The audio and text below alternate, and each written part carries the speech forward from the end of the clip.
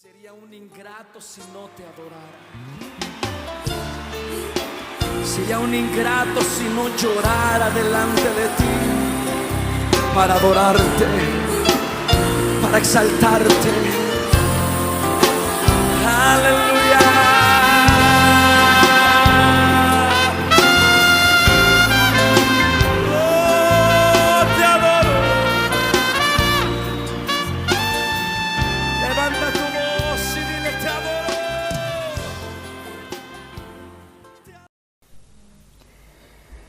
Vamos a tocar un tema muy interesante acerca del divorcio. El tema del divorcio, hermano, en la Biblia es un asunto delicado y muy complejo. Muy complejo porque hay muchas cosas que analizar. Y aquí pues vamos a tratar de dar una enseñanza pequeña. Complejo porque nos tomaría 3-4 horas hablar de este tema, porque habrá también muchas inquietudes y muchas preguntas, pero que vamos a tratar de resumirlo debido al tiempo. Pero el tema del divorcio, como lo he dicho, hermano, en la Biblia es un asunto muy delicado y muy complejo que ha sido, hermano, objeto de debates y reflexión a lo largo de la historia. En esta ocasión presentaré una pequeña enseñanza a breves rasgos sobre el divorcio, con base en la Escritura, con un enfoque en el contexto histórico, cultural y teológico. Veamos un poquito en el contexto cultural. En la cultura hebrea antigua, el matrimonio era considerado, escuche esto, hermano, un pacto sagrado. Note, entre un hombre y una mujer. Y el divorcio era visto como una ruptura de ese pacto. La ley de Moisés en Deuteronomio capítulo 24, del 1 en adelante, permitía el divorcio bajo ciertas circunstancias. Note eso, se permitía el divorcio bajo ciertas circunstancias. Pero también establecía restricciones para proteger a la mujer y asegurar que no fuera tratada injustamente. En el tiempo de Jesús, el divorcio, hermano, era un tema controvertido en la sociedad judía. La ley de Moisés permitía el divorcio bajo ciertas circunstancias, como lo hemos dicho en Deuteronomio capítulo 24, lo que llevó a diferentes interpretaciones entre las escuelas rabínicas que habían en el tiempo de Jesús. Habían dos escuelas rabínicas. La una era la escuela de Hillel, que era más permisiva, permitiendo el divorcio por casi cualquier razón. Por casi cualquier razón, por poner un ejemplo, era algo irrisorio, hermano, que muchas veces el hombre se divorciaba de la mujer, pedía carta de divorcio porque la mujer no sabía cocinar. Era algo tan irrisorio y así se fueron dando casos, hermano. Mientras que la escuela del Shammai era más estricta, permitiendo el divorcio solo en casos de infidelidad, y en los cuales el Señor Jesús se va a decantar por este concepto y Él mismo lo va a establecer. Cuando nosotros leemos en el libro de Mateo capítulo 19, versículo 3 en adelante, dice así: Y vinieron a él los fariseos tentándole y diciéndole, ¿es lícito al hombre divorciarse de su mujer por cualquier causa? Note esto. Mire que le están preguntando no le está diciendo, ¿es lícito divorciarse del hombre? No, dice, ¿es lícito divorciarse de su mujer por cualquier causa? Él les dijo, ¿no habéis leído que al principio el Creador los hizo hombre y mujer? Por eso dejará el hombre a su padre y a su madre y se unirá a su esposa y los dos serán una sola carne. Así ya no son dos, note esto, sino una sola carne. Por tanto, lo que Dios unió no lo separe el hombre. Mire todo este extracto que el Señor Jesús de análisis, de exégesis, de Génesis les hace a los fariseos para que entiendan la importancia que es para Dios el matrimonio. Le dijeron, entonces, ¿por qué Moisés mandó a dar carta de divorcio y despedirla Y él les dijo, por la dureza, note esto y quédese con esto también, hermano, por la dureza de vuestro corazón. Porque Moisés le decía, pero hombre, ¿cómo tú vas a pedir carta de divorcio porque tu mujer no sabe cocinar o por esta razón o por otra razón? Y el hombre decía, no, yo no la quiero, no quiero estar con ella, quiero separarme. Y claro, Moisés en ese tiempo no solamente Dios lo levantó para sacar a su pueblo de Egipto, a llevarle a la tierra prometida, sino que también Moisés, juntamente con su hermano, tuvieron que lidiar los litigios matrimoniales, hermano, de todo ese pueblo. Imagínense. Y hasta tal punto que dijo Moisés, esto es un desastre, voy a tener que dar carta de divorcio. Y comenzaron a divorciarse por cualquier motivo, por cualquier causa. Pero mire lo que dice el Señor Jesús. Le dijeron entonces, ¿por qué Moisés, para hilar lo que estamos hablando, mandó a dar carta de divorcio y despedirla? Y Jesús les dijo, por la dureza de vuestro corazón os permitió Moisés divorciarse de vuestras mujeres. Dice, mas al principio no fue así. Y yo os digo, y ojo con esto, que cualquiera que se divorcia de su mujer, aquí va a haber una excepción, excepto por causa de fornicación. Estaba poniendo un parámetro, estaba el Señor dando un pare a todo este desmadre que estaba sucediendo de que se estaban divorciando por cualquier causa, por cualquier circunstancia. Y el Señor Jesús le dice, mas yo os digo que hay una excepción. Solamente se puede divorciar o disolver un matrimonio por causa de adulterio, de fornicación. Dice, y si se casa con otra, no cometiendo adulterio, está cometiendo adulterio. Y el que se casa con la divorciada, no divorciándose por adulterio, comete adulterio. Me doy a entender. ¿Por qué, hermano? Porque, hermano, para Dios el matrimonio es un pacto sagrado. No solamente es un pacto en el espíritu, sino es un pacto en el cuerpo. Tú con esa mujer, con la mujer de tu juventud, ya has tenido una relación sexual. Y divorciarte por una causa minucia, te enfrentas a otra relación matrimonial. Que simplemente, aquí entre nos, hermano, para mí era una excusa. Solamente para estar con una y con otro y con otra o otra, nada más. Por eso el Señor Jesús pone en tela de aviso la importancia, no solamente la importancia, sino también, hermano, sino también lo sagrado que es para Dios el matrimonio, y ese pensamiento y ese concepto nos los quiere trasladar a nosotros, que nosotros entendamos eso. Ahora bien, en este pasaje que hemos leído, Jesús reafirma la intención original de Dios para el matrimonio, que es la unión permanente, escuche esto, entre un hombre y una mujer. El divorcio es permitido solo en caso de infidelidad, por una sencilla razón, que el pacto matrimonial es de dos personas, y al haber una tercera persona, ese vínculo de unidad de los dos serán uno, se rompe automáticamente, hermanos. Por eso, el Señor permite esa excepcionalidad en cuanto al divorcio, a la disolución del matrimonio. Ahora mire lo que dice 1 Corintios capítulo 7 y versículo 10 en adelante. Dice, a los casados mando,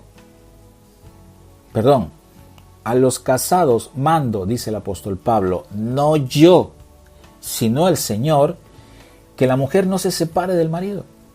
Y si se separa, quédese sin casar o reconcíliese con su marido, y que el marido no despida a su mujer. ¿En qué contexto está hablando el apóstol Pablo? Obviamente está hablando en el contexto de que no haya habido un adulterio, una fornicación. ¿Por qué? Porque esa era la cultura o esa era la costumbre que había cogido el pueblo de Israel, de divorciarse por cualquier causa, hermano.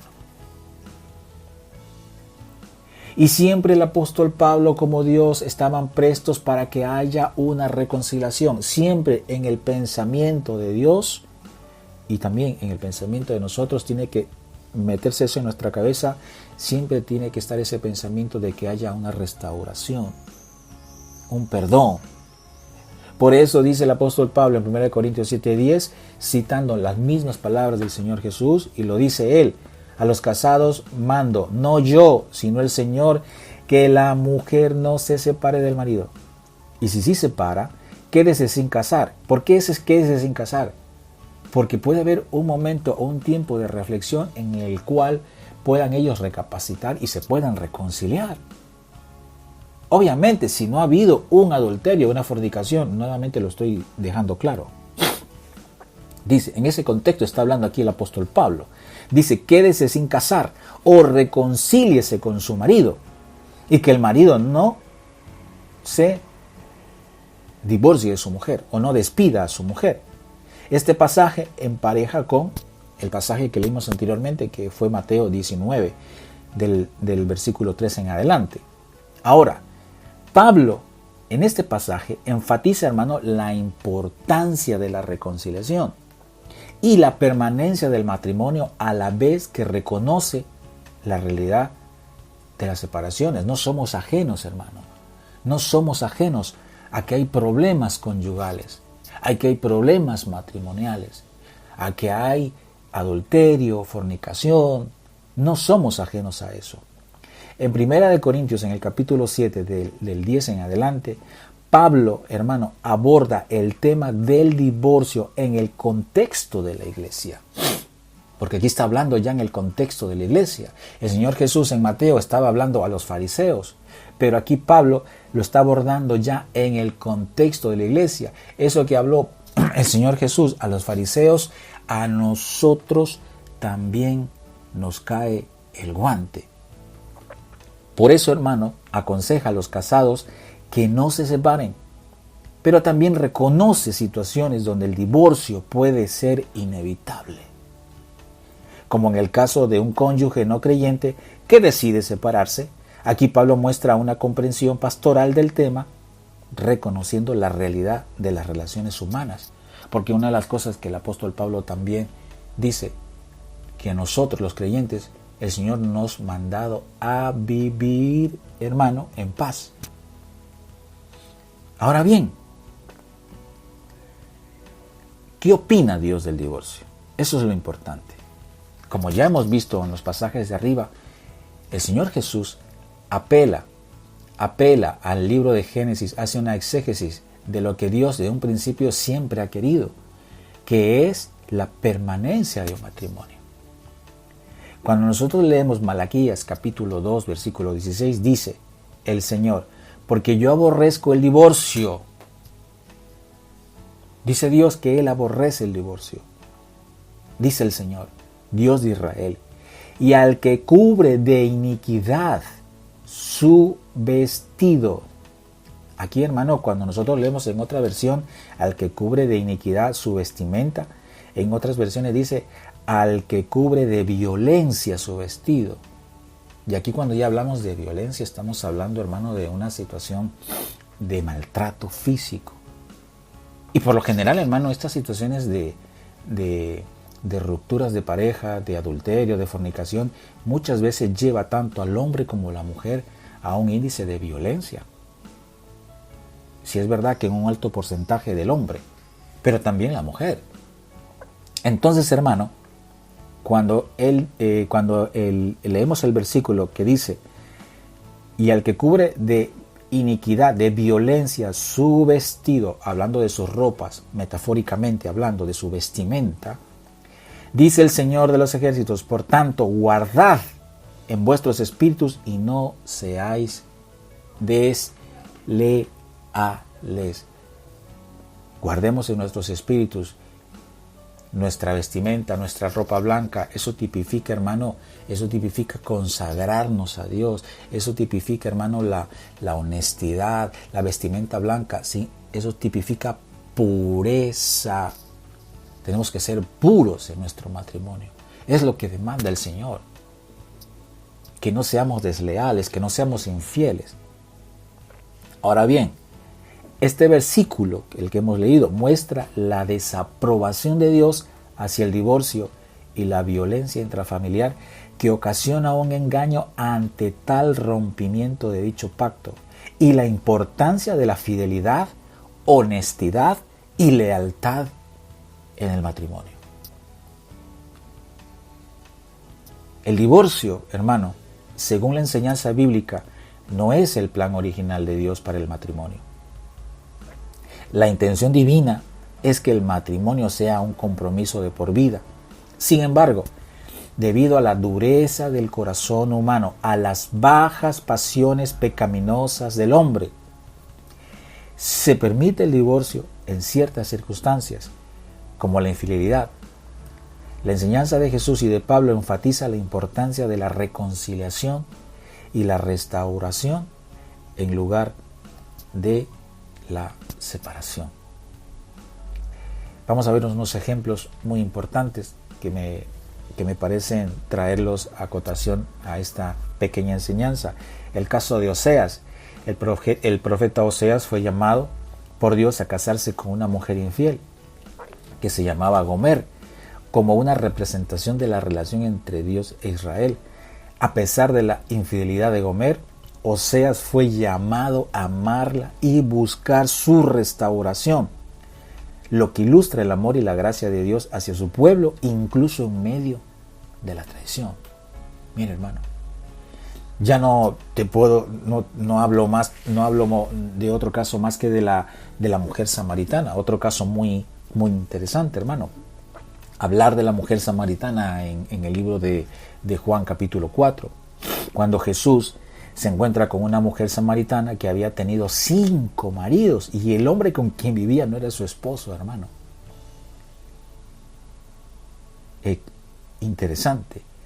A través de ese encuentro que tuvo Jesús con la samaritana, no solo revela su conocimiento de la situación de la mujer samaritana al Señor Jesús, sino que también le ofrece agua viva, simbolizando la redención, el perdón y la nueva vida que Él ofrece independientemente del pasado de la samaritana. Y así como la samaritana, pues, habemos muchos o hay muchas mujeres, muchos hombres, que venimos de un pasado horroroso, pero Dios trae el pronto auxilio, la restauración, la redención y el perdón para nuestras vidas. En conclusión, hermanos, la enseñanza sobre el divorcio en la Biblia nos recuerda la seriedad del pacto matrimonial y la importancia de la fidelidad. Aunque el divorcio es permitido en ciertas circunstancias, el enfoque debe estar en la reconciliación y la restauración. Los creyentes son llamados a vivir en amor y perdón, reflejando el carácter de Dios en sus relaciones. La gracia de Dios está disponible para todos y siempre hay esperanza de restauración, hermano. Siempre hay esperanza de esa restauración y de esa sanidad. En un corazón arrepentido genuinamente, incluso en las situaciones más difíciles y caóticas. La enseñanza bíblica sobre el divorcio es clara, hermano, en cuanto a la intención original de Dios para el matrimonio, que es un compromiso duradero. Sin embargo, también reconoce la realidad del pecado y las dificultades en las relaciones humanas. La clave está en buscar el pronto auxilio y la voluntad de Dios hacia una restauración de un fruto digno de arrepentimiento, de un corazón humilde y sincero delante de Dios. Sin obviar que lamentablemente hay mucha dureza, y estoy hablando dentro del pueblo de Dios, muchos matrimonios cristianos que se han disuelto, que se han divorciado por la dureza del corazón del hombre. Si es cierto que para una restauración tienen que estar los dos dispuestos a someterse a esa voluntad divina de Dios, y el perdón tiene que ser una bandera principal en nuestra vida. El que ha entendido y hemos comprendido el mensaje de la cruz, el sacrificio que Dios hizo por nosotros, debemos entender el verdadero pensamiento y el conocimiento de Dios en nuestra vida. No es fácil, pero tampoco es difícil. Si nos sometemos a la voluntad divina de Dios y tenemos un espíritu afable, dispuesto a hacer la voluntad suprema de aquel que nos llamó un día de las tinieblas a la luz. Que el Señor los bendiga, mis amados hermanos, y nos estaremos viendo próximamente con otro tema interesante. Bendiciones. Sería un ingrato si no te adorara. Sería un ingrato si no llorara delante de ti para adorarte, para exaltarte.